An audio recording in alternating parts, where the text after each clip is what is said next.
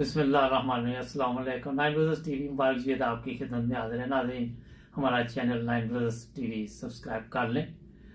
आज हम आपको एक ऐसी शख्सियत से मिलवाएंगे।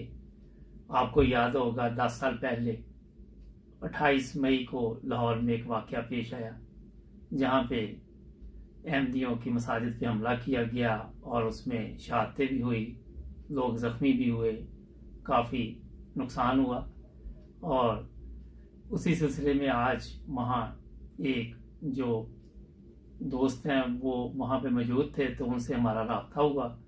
हारून रशीद साहब हैं, शेख हारून रशीद। तो ये भी जर्मनी में आजकल, तो मैंने इनसे रिक्वेस्ट की थी कि आपके साथ एक प्रोग्राम करें, तो उन्होंने मेहरबानी की। तो आज उनके पास चलते हैं। जी अस्सलाम वालेकुम सर। वालेकुम अस्सलाम रहमतुल्लाह।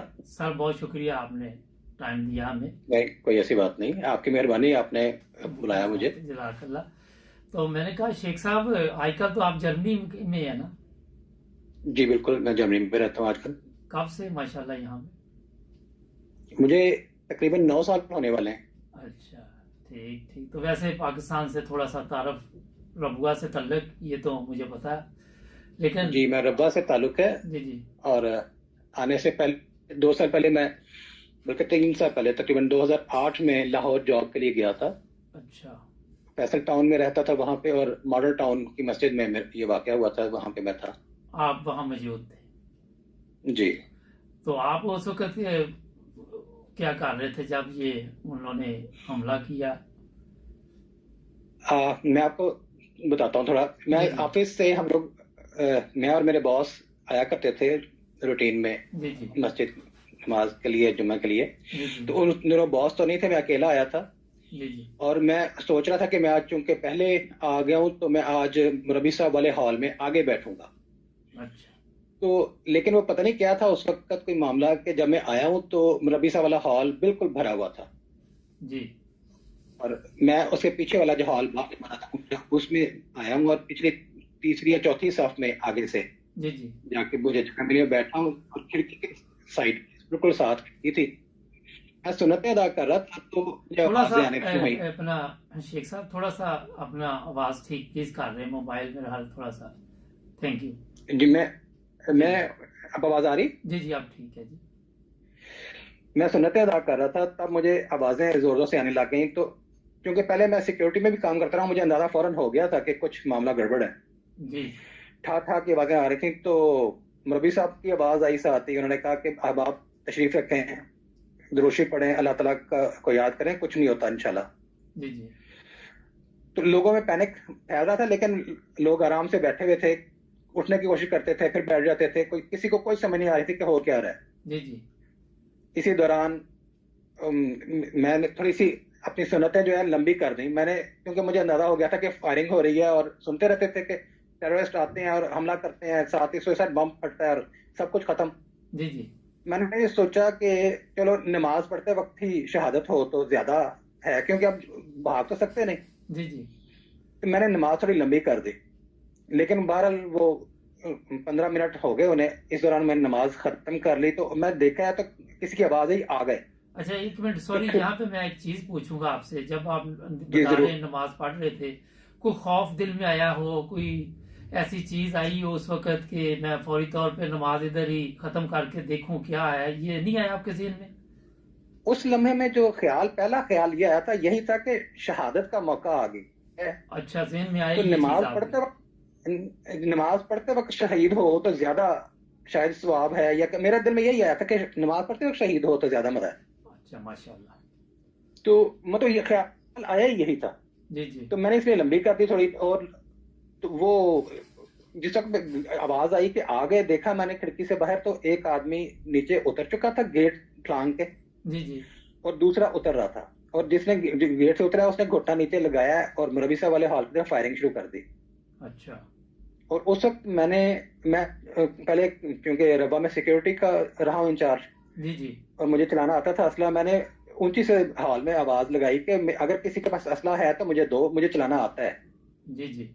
और मेरे मतलब वो ये था कि पिस्टल भी होती तो रेंज में थे, सामने थे। आवाज फिर थोड़ी सी लेकिन मेरा हाल मोबाइल हिल जाता है थोड़ा सा, प्लीज। नहीं, मोबाइल तो बिल्कुल सही है इस वक्त, अच्छा लेकिन चल पता नहीं शायद मामला कोई और है। चले ठीक है, अब बेहतर है। जी, वो बिल्कुल रेंज में, लेकिन वो भी ऐसे थे दहशतगर्द के, मुझे लगता है कि जैसे वो बता के उन्हें भेजा गया था कि अंदर कोई असला नहीं है, हालांकि उससे पहले असला होता था, जी जी बाकायदा लाइसेंस वाला असला था, सब ड्यूटी पर रहते खुदाम। जी जी उन्हें कोई किसी का खौफ नहीं था, वो सीधा फायर करते, एक फायर करता जा रहा है, दूसरा पीछे की तरफ गया, जी और जी उसने मौलवी साहब के हॉल की बैक साइड पे दरवाजे से उसने खिड़कियां तोड़ी हैं शीशे की, और अंदर ग्रेनेड फेंकने शुरू कर दिए हैं। हमें धमाकों की आवाजें आ रही हैं, धुआं, जी जी रोशनी, सारा कुछ, और टेरर फैला हुआ था। जी जी वहां से जब उसे फायर करता था तो हमारे हॉल में भी आती थी गोलियां, टी टी, जिस वक्त आवाजें आई हैं जी जी तो लोग तहखाने में जाने लग गए कुछ। जी जी तो मैंने उस वक्त लोगों को कहा कि तहखाने में ना जाएं, यहाँ पे तो आप लोग बिल्कुल फंस जाएंगे, माउस ट्रैप हो जाएगा, यहाँ पे वो ऊपर से खड़ा होकर बम फेंकेगा। जी जी तो छत पे ले जाने की कोशिश करने लगा मैं। जी जी तो इसी दौरान एक जो टेररिस्ट था वो हमारे के हॉल के खिड़की में से अंदर उसने दाखिल होने के लिए खिड़की का शीशा तोड़ा है, और अच्छा हम लोग उस हॉल को खाली कर चुके थे, ठीक। और मैं बाहर चला गया हूँ। खैर वो मैंने देखा 15-16 साल का था लड़का, यंग सा, अच्छा बिल्कुल परेशान, दाएं बाएं देख रहा था कि बंदे किधर गए। मैं शीशे में से देख रहा था, जो टिंटेड ग्लास होते हैं उसके नीचे से। अच्छा तो जब मैंने जितने लोगों को ऊपर भेज सकता था वो ऊपर गए, कुछ तहखाने में चले गए, जी जी मैं भी भागा ऊपर की तरफ, तो उसने फायरिंग की है। उसको चूंकि टेंटेड का हवाला नजर आ रहा था, जी जी वरना मैं जानता हूँ इन लोगों के निशाने बहुत ही पक्के होते हैं। लेकिन आपने बताया तो वो इतनी मेरे इतनी दाएं यंग बाएं उम्र का गोलियां लड़का आप लगी। बता रहे हैं कि काफी यंग था, लेकिन काफी जी, तजर्बा था उसका फिर तो। वो इन लोगों के और काम ही कुछ नहीं था होता, 8-8 9 हाँ घंटे रोजाना की प्रैक्टिस करवाते थे इन्हें। जी जी जी जी बिल्कुल दुरुस्त फरमाया आपने। तो ठीक। अच्छा फिर क्या हुआ जी? भागा हूं तो इसी दौरान अंदर हॉल में कुछ खुदाम थे उसे पकड़ने के लिए, 6 खुदाम थे, वो भागे हैं आगे लजना हॉल की तरफ, जी जी और ये उनके पीछे भाग गया, अच्छा और फायर करता हुआ एक खादम के पसली में लगी गोली और नीचे गिर गया। ये उसके करीब से जैसे ही गुजरने लगा, वो अल्लाह ताला उसको बहुत अजर दे, वो जंप करके इसके ऊपर चढ़ गया जिसके गोली लगी थी? और गिरा लिया इसे। उसकी, हाँ जी, पसली में गोली लगी थी, लेकिन वो अच्छा छिछलती भी गई थी, जख्मी ज्यादा नहीं हुआ था। ठीक। और उसने पकड़ लिया उसे और शोर मचाया कि पकड़ लिया, मैंने पकड़ लिया। जी हम जी लोग उस ऊपर जा चुके थे छत पे, जी जी और ये जो बाकी 5-6 खुदाम थे अंदर, उन्होंने इसे फिर आके पकड़ लिया और 40 मिनट वहीं पे बैठे रहे। लेकिन वो आराम से फिर बैठ गया जब उसको पकड़ा तो? नहीं, वो खुदाम बताते हैं कि हम लोगों ने उसको पकड़ लिया था और उसके ऊपर बैठ गए थे, क्योंकि हमें पता नहीं था कि इसके पास किस किस्म का डेटोनेटर है। हाँ जी बिल्कुल। तो वो अपना सीना साफ के साथ रगड़ रहा था और जोर जोर से कह रहा था, या अल्लाह ये फटता क्यों नहीं है, कि 9 अच्छा, डेटोनेटर थे डिफरेंट। देखने अल्लाह ताला का खास फजल हुआ उस वक्त। हाँ, वो भी ऐसे, मतलब वो पूरी तरह से मेस्मराइज करके भेजा गया था ना, कि वो जी तो जी जन्नत के सूल के लिए था लगा हुआ अपने। हाँ बिल्कुल बिल्कुल। तो वो अपनी कोशिश में था। अच्छा ये हारून साहब ये बताएं कि लोगों के चेहरे पे कोई उस वक्त खौफ? आम तौर पे जो थे वो इतने खौफ ज्यादा नहीं थे, जी और जी क्योंकि वो एक दूसरे की मदद, वहां पे एक मैंने बड़ी अजीब चीज देखी है जो सी शायद खुदा तला के फजल से ही नजर आ सकती है, जी जी कि वहां पे मौतें हुई हैं, जिस वक्त हम वापस नीचे उतर रहे हैं, लोग जख्मी हैं और लोग शहीद हुए पड़े हैं, बजाय भागने के लोग मदद कर रहे हैं उनकी, उन्हें पानी पिला रहे हैं, हम लोग खुद पानी पिला रहे हैं, और बाकायदा एक आदमी उनका दिमाग निकल के पड़ा हुआ था, उसका उठा के रखा है। बहुत खौफनाक पोजीशन थी, लेकिन दहशत चेहरे पे किसी के नहीं थी। माशाल्लाह। एक दूसरे की मदद करने पे लगे हुए हैं, किसी को, यहाँ तक कि वहां पे मुझे पता लगा है, बाद में साथी बता रहे थे कि बुजुर्ग बच्चों को, नौजवानों को पीछे कर रहे थे कि तुम पीछे हो जाओ, जी जी अपनी खुद आगे हो रहे थे। जी जी तो और आप यानी ये नहीं कि वो जानते हैं, किसी को जानने वाले नहीं, कि हमारे अहमदी नौजवान है, ये बच जाए, जी जी हम आगे हो जाए। जबरदस्त। अच्छा हारून साहब एक ब्रेक का वक्त हुआ है, तो जी, नाजरीन एक शॉर्ट ब्रेक, मिलते हैं ब्रेक के बाद। जुड़े रहें नाइन ब्रदर्स टीवी के साथ। नाजरीन अगर अभी तक आपने नाइन ब्रदर्स टीवी सब्सक्राइब नहीं किया तो देर किस बात की। जी हाँ, कीजिए सब्सक्राइब और बदल दीजिए अपने घर का माहौल। नाइन ब्रदर्स टीवी पे आपको मिलेंगे अच्छे अच्छे प्रोग्राम, नए नए दोस्त, नए नए मेहमान और कीमती मशवरे। नाइन ब्रदर्स टीवी एक इंटरनेशनल चैनल बन चुका है। जी हाँ, पाकिस्तान हो, जर्मनी हो या इंग्लैंड और या हो अमेरिका, हर जगह पे हम आएंगे आपको नजर। अगर आपके पास भी कोई मशवरा हो तो हमें कीजिए कॉल। तो कर ले अभी सब्सक्राइब।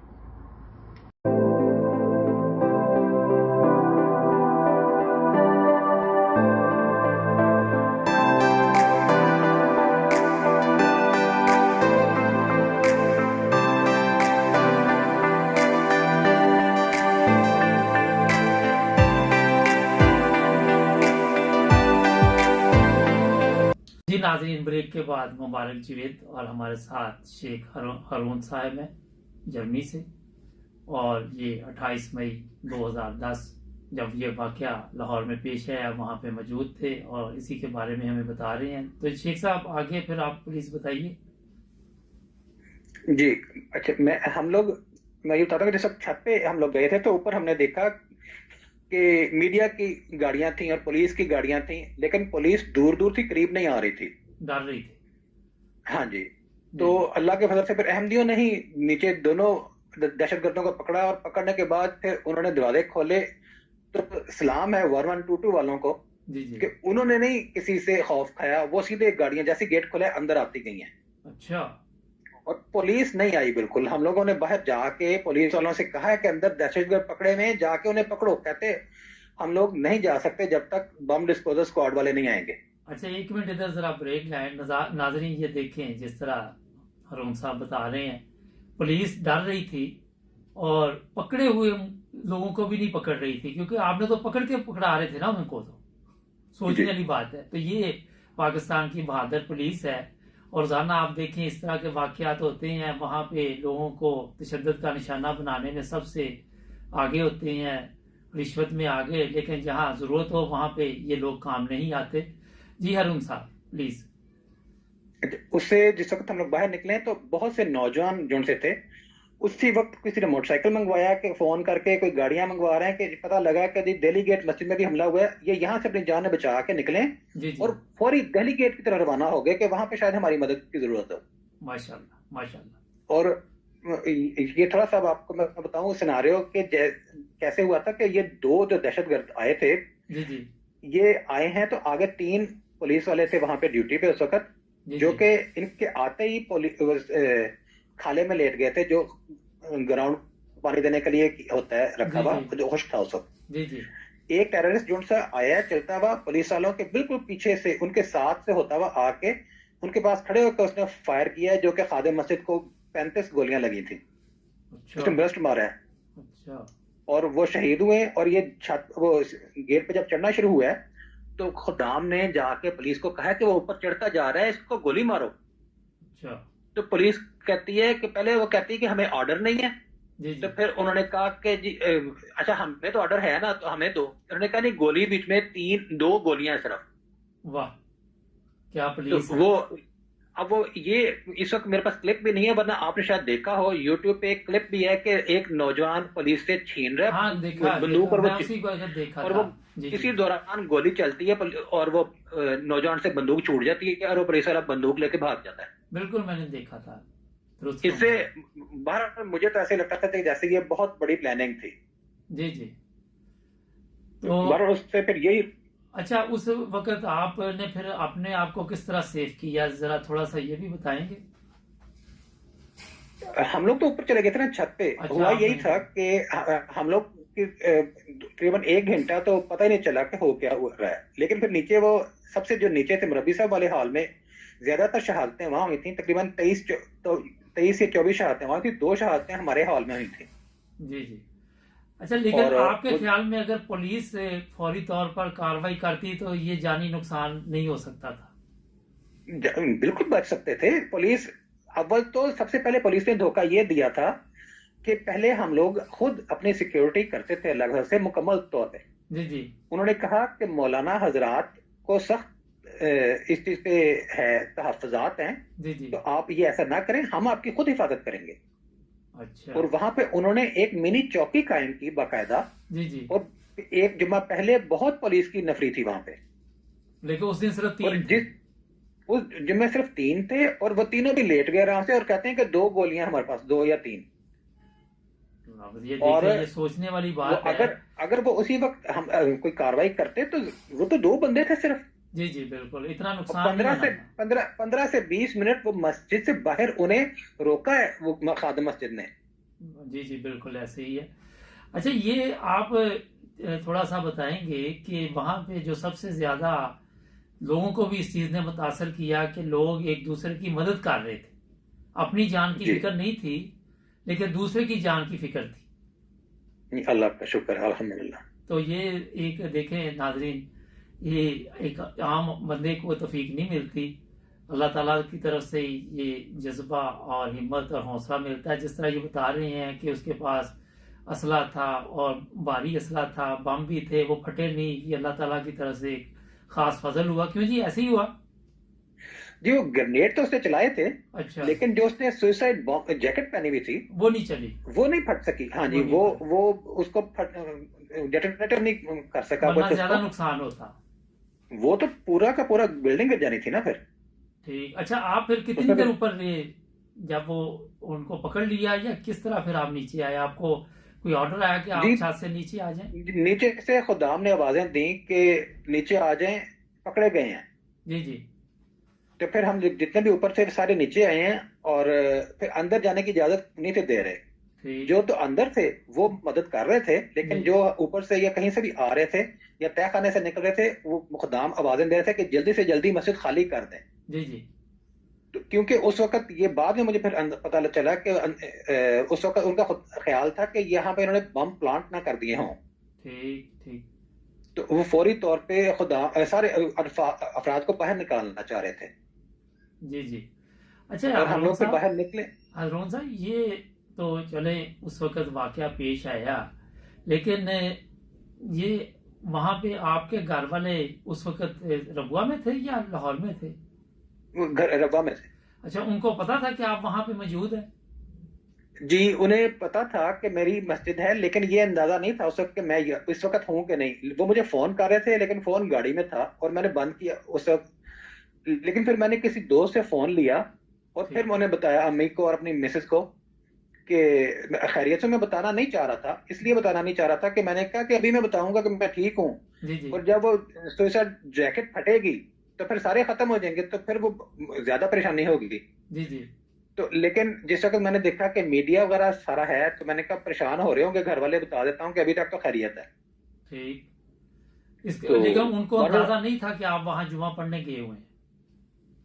नहीं, उन्हें ये पता था कि मैं मॉडल टाउन की मस्जिद में ही जाता हूँ, लेकिन उस ठीक। वक्त ये कंफर्म नहीं था कि मैं इस वक्त हूँ या नहीं। लेकिन वो कोशिश कर रहे थे लेकिन कि आपके साथ राबता हो राबता, किस तरह। हाँ, राबता नहीं चूंकि हो रहा था इसलिए परेशान थे। ठीक ठीक। अच्छा, ये आपने कभी गौर किया कि ये यहाँ आप जर्मनी में रह रहे हैं, लेकिन यहाँ पे कभी इस तरह के वाकयात भी नहीं होते, लेकिन यहाँ की पुलिस और पाकिस्तान की पुलिस में 9 साल से आप यहाँ रह रहे हैं, आपको कोई फर्क नजर आ रहा है यहाँ? यहाँ पे तो टोटल 3 मिनट लगते हैं, पुलिस भी पहुंचती है और एम्बुलेंस भी पहुंचती है। और कंट्रोल भी करते हैं वो? असल चीज मैं समझता हूँ कि एक्शन के बाद कंट्रोल करने से ज्यादा जो असल चीज है वो है इंटेलिजेंस। बिल्कुल। और इंटेलिजेंस कंट्रोल्ड हो अगर तो फिर इंसिडेंट होता ही नहीं है। लेकिन ये आप देखें, इतने बड़ा हमला किया उन्होंने 2 जगह पे, तो आपके ख्याल में क्या उनको पता नहीं था, पुलिस को इत्तला नहीं थी कि इस बहुत तरह अच्छी बड़ा? तरह से अगर आप मेरा ख्याल पूछते हैं, मैं जाती राय ये है कि पुलिस के इलम में नहीं था, बल्कि पुलिस की मदद उन्हें हासिल थी। क्योंकि पुलिस वाले जैसे ही वो आए हैं तो वो लेट के, जिस तरह आप बता रहे हैं, तो नहीं, उन्होंने आपके आगे से पास कोई टाइम नहीं कार्रवाई नहीं की। है, वरना मैं आपको तफसील से बताता नहीं नहीं, कि वो बताएं बताएं कितना। तफसील से। हम एक और ब्रेक लेंगे, ये आपसे बहुत जरूरी थी बात करनी। उसकी वजह ये है कि मैं लंदन में था उन दिनों और जुमे का दिन था मेरा ख्याल है, तो जुमे पढ़ने जाना था हमने। तो जैसे ही टीवी लगाया तो AR पे ये चल रहा था प्रोग्राम, बड़ी तकलीफ का दिन था हमारे लिए भी वो वाला ना, आपको सही बता रहे हैं। बड़ी मुश्किल से वक्त गुजर रहा था, लेकिन दुआ बहुत कर रहे थे साहब। तो ये वाकया को मामूली वाकया नहीं था, क्योंकि इतने लोग शहीद हो गए। मैं भी रबुआ गया, वहाँ कब्रिस्तान, वहाँ मैंने वो देखी कब्रें भी उनकी ना, दुआ भी की। तो तकलीफ बहुत है, ज़ाहिर है, इतने जानी नुकसान, और फिर कितनी लोग जो औरतें हैं वो मुतासर हुई, बेवा हो गई, क्या क्या हुआ। ये तो जमात अहमदिया, मेरा काफ़ी बड़ा ये नुकसान था हमारा उस वक्त ना।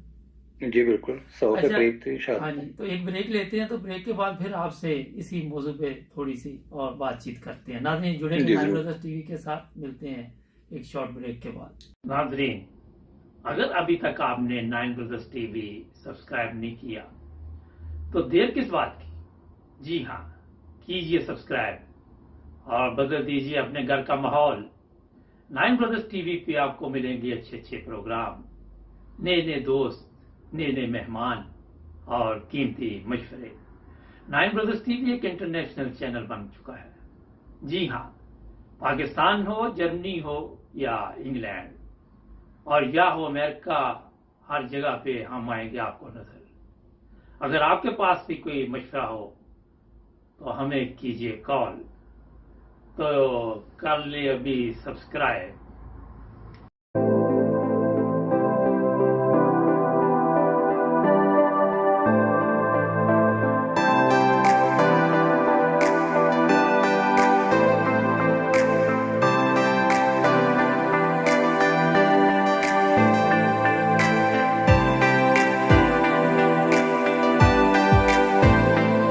ब्रेक के बाद मुबारक जवेद और जर्मनी से हमारे साथ शेख हारून साहब। जी शेख साहब, तो फिर आप थोड़ा सा और बताएं तफसील से इस वाकया को प्लीज। अच्छा, आप उसमें उसके बाद फिर जिस तक हुआ है मॉडल टाउन के बाद, मैं तो फिर अपने ऑफिस में आ गया था। जी जी। मैं वहां पे इंटरनेट कंपनी में काम करता था। जी जी। सॉफ्टवेयर हाउस में। जी जी। तो बाकी जितने भी बहुत सारे लोग दिल्ली गेट चले गए थे, फिर हमें इत्ला मिली, और जो हमारे जैन साहब आला थे उन्होंने फोन किया कि जौहर टाउन में एक जिना हॉस्पिटल, सॉरी जिना हॉस्पिटल में जख्मी हमारे जा रहे हैं, तो वहां पे खदमत की जरूरत है, तो आप जा सकते हैं। जी जी। तो मैंने वॉलंटियरली पेश किया अपने आप को, बिल्कुल जा सकते हैं। हम लोग फिर रात की ड्यूटी मेरी होती थी। जी जी। और हम लोग गए वहां, लेकिन ये हमारे 3 दिन के बाद हमने जाना शुरू किया था। और वहां ये मामला फिर, बल्कि 2 दिन के बाद तो पुलिस पे भी हमला हुआ वहां पे। जी जी बिल्कुल। मॉडल टाउन में भी, जिना हॉस्पिटल में भी हुआ। और जब मैं गया हूँ रात को, तब उस वक्त सेफ वार्ड बना चुके थे पुलिस और सारे हॉस्पिटल वाले मिलके। जी जी। एक हर तरफ से बंद किया था उन्होंने। और लेकिन वहां पे भी ये हुआ कि जब मैं गया हूँ ड्यूटी के लिए, बैठा हूँ, तो मेरे सामने एक गेट था, शीशा का दरवाजा था बड़ा सा। जी जी। उसे मैंने खोल के चेक किया, तो वो बहुत बड़ा एक सिक्योरिटी लैब्स था। जी जी। उसमें मैं 3rd फ्लोर पे था, नीचे उतरता गया हूँ तो वो नीचे तक कोई रुकावट नहीं थी।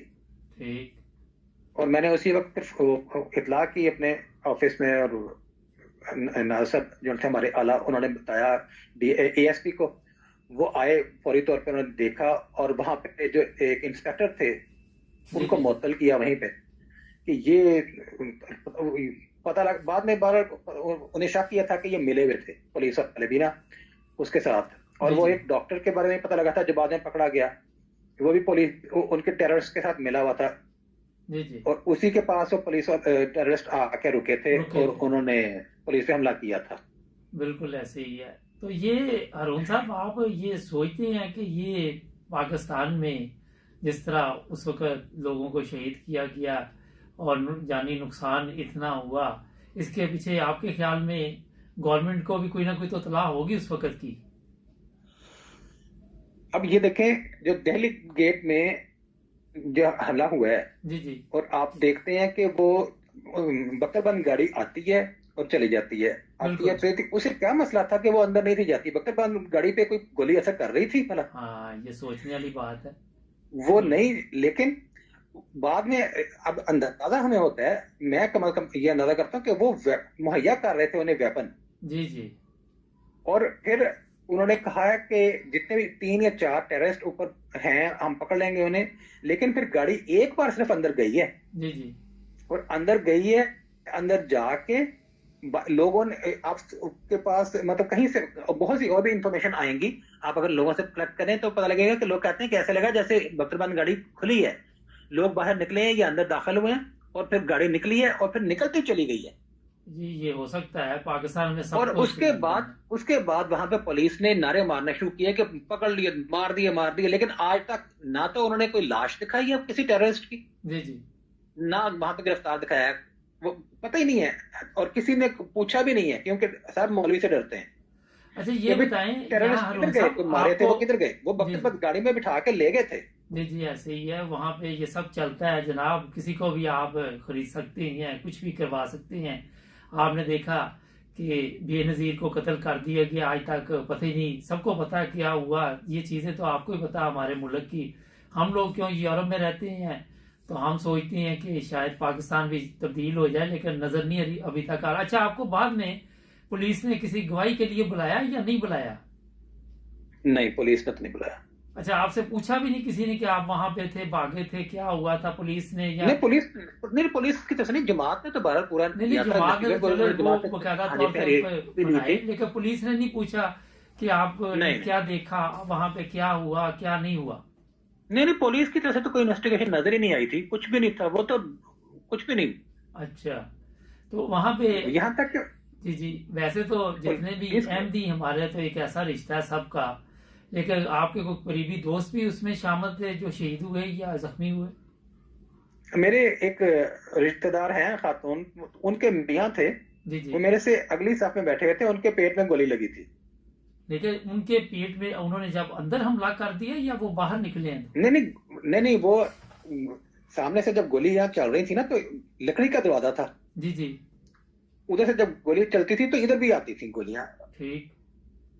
और वो उसमें से एक अंधी गोली आई है और वो लगी इनके पेट में, पसली से निकल गई थी वो। अल्लाह का शुक्र है बच गए, ऑपरेशन हुआ, उनकी 1 से 1.5 फुट बड़ी यहाँ भी काटनी पड़ी। अच्छा। तो बाकी फिर इस तरीके से हमारे उधर हॉल में 2 जख्म शहीद हुए थे, जख्मी हुए थे 2-3। जी जी। ज्यादातर शहादतें मरबी साहब वाले हॉल में, आगे फ्रंट हॉल में था, उसमें हुई थी। जी जी बिल्कुल ऐसे ही है। तो अरुण साहब ये तो आपने पूरा वाकया अच्छे तरीके से पेश किया। अब आप जर्मनी में अपने आप को सेफ समझते हैं? समझना तो चाहिए, लेकिन मेरा केस यहाँ पे अभी तक पास नहीं हुआ, इसलिए मैं सेफ नहीं समझता। नहीं लेकिन ये वैसे यहाँ इबादत वगैरह की या नमाज की कोई ये प्रॉब्लम नहीं? जर्मनी में तो बहुत अच्छा है, यहाँ पे तो बहुत, इसलिए कि मैं यहाँ पे आके तो पहली बार मैंने अपने आप को इतना आजाद महसूस किया, प्रैक्टिस की है। यहाँ तक के पार्क में जाते हुए अगर नमाज का टाइम हो गया है, करीब जी जी। मस्जिद वगैरह नहीं है, तो जहाँ मर्जी नमाज पढ़ लें। जी जी। मैं था कॉल में था, वहां पे सीढ़ियों पे बैठ के मैंने नमाज पढ़ ली, किसी ने कोई रोक टोक नहीं है, ना किसी का डर खौफ है। किसी को नहीं है यहाँ पे, हाँ यही जी, फायदा है कि आप मजहबी आज़ादी है, आप अपनी इबादत करें, कवानीन हाँ का एहतराम अल्हम्दुलिल्लाह, करें। यही है। केस भी हमारी दुआएं आपके साथ है, इंशाल्लाह ताला पास हो जाएगा। एग्जैक्टली। थोड़ा टाइम हाँ जी, लगता है यहाँ पे ये जर्नी, क्योंकि मैं काफ़ी अरसे से मेरा तल्लक यूरोप से है, 86 से मैं यूरोप में हूँ, तो मुझे पता है ये ममालिक बड़े अच्छे हैं।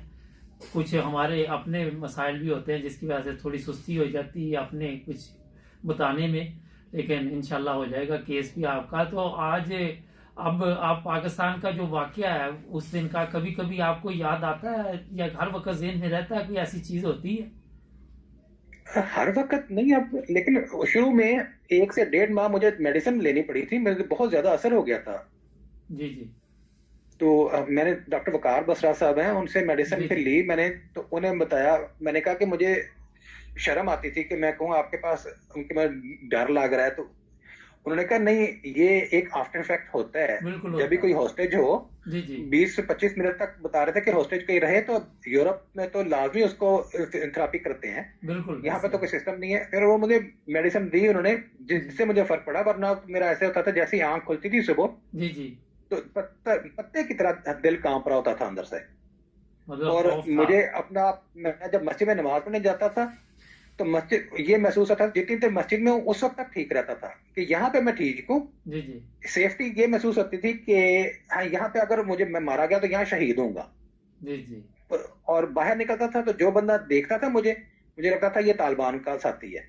मतलब ज़हनी तौर पे आप काफी डिस्टर्ब रहे, फिर अल्लाह का खास फजल हुआ और आप नॉर्मल काफी देर जिंदगी में डिस्टर्ब वापस रहा। आ हाँ गए। जी, अल्हम्दुलिल्लाह अब ठीक है। चले अपना शेख साहब आपसे बात करके अच्छा लगा, ताकि हमारे जो नाजरीन हैं वो देखें। इसमें थोड़ा सा मैं बता दूं कि एक जो मोमन होता है उसके ज़हन में क्या उस वक्त आता है। जिस तरह शेख साहब ने बताया कि मैंने नमाज नहीं तोड़ी, मैं पढ़ता गया कि अगर मेरी किस्मत में शहादत लिखी है तो नमाज की हालत में आए, और अगर कोई और देखे होता जो तो वो डर के भाग जाता या नमाज वहीं तोड़ देता। लेकिन ये शेख साहब ने जो बात की माशाल्लाह बहुत ज़बरदस्त, मैं भी इससे काफ़ी मुतासर हुआ हूँ। शेख साहब कोई आप पैगाम देना चाहें हमारे नाजरीन को?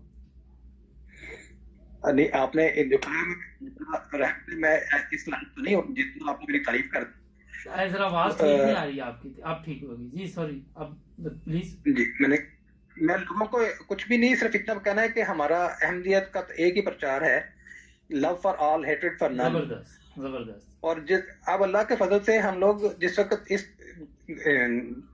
तरह की दुनिया में है कि आप हर चीज आपकी उंगलियों के फिंगर टिप्स पे है। जी जी। आप सिर्फ कंप्यूटर को खंगालें थोड़ा सा और आपको पता चल जाएगा कि नबी करीम सल्लल्लाहु अलैहि वसल्लम ने जो फरमाया था उनके फरमाने के मुताबिक मसीह और महदी आ चुके हैं। जी जी। और अब उनको माने बगैर चारा नहीं है। जी जी। और ये देखे ना, यहाँ पे शेख साहब मैं ये बताऊं, सॉरी मैं यहाँ से ये भी बताऊं कि आपको कभी भी कोई अहमदी ऐसा नहीं मिलेगा जो किसी को नुकसान दे या किसी की मस्जिद को आग लगाए या किसी के घर को आग लगाए। क्यों जी शेख साहब, अमन पसंद लोग, हर जगह पे अमन का पैगाम। हमारा जो ये जो नारा है love for all, hatred for none, ये हम लोग प्रैक्टिस करते हैं अल्लाह के फजल से। जी जी माशाल्लाह। ये सिर्फ हम जुबानी नहीं कहते, हम और अल्लाह के फजल से पूरी दुनिया, यहाँ तक कि पाकिस्तान में जो सा बंदा अच्छा नजर आता है उसको कहते हैं तू कादियानी तो नहीं। ये भी एक बहुत बड़ा मसला वहां पे। हाँ जी, किसी बुरे बंदे को नहीं कभी पूछेंगे कि तू कादियानी तो नहीं। हर जो बंदा जो सा नमाजें पढ़ रहा होगा या जो नेक होगा, जो रिश्वत नहीं लेता होगा, वो कहेंगे पता करो ये कादियानी तो नहीं है। अब वो हो ना हो वो बात का मसला है। हाँ जी। तो ये चीजें भी देखें नाजरीन। अब ये भी एक बड़ी जबरदस्त बात की कि अगर कोई काम भी अच्छा करे तो उसको कहना शुरू कर देते हैं कि इसका तल्लुक अहमदियत से है। यहाँ तक कि ज़ियाउल हक के बारे में भी ये शक हो गया था इन्हें। काफी जो बड़े बड़े लोग हैं उनके बारे में इस तरह के न्यूज आते रहते हैं, जो भी कोई काम ठीक करे ना तो ये फौरी तौर पर उसका, मैं बताता हूँ शेख साहब आपको, अगर वो कादियानी होता है, अहमदी होता है, ये नहीं तल्लुक होता ये है कि आपने देखा पाकिस्तान का जो कोई भी इदारा है वहां पे फौज के अलावा मसाइल बहुत ज्यादा है।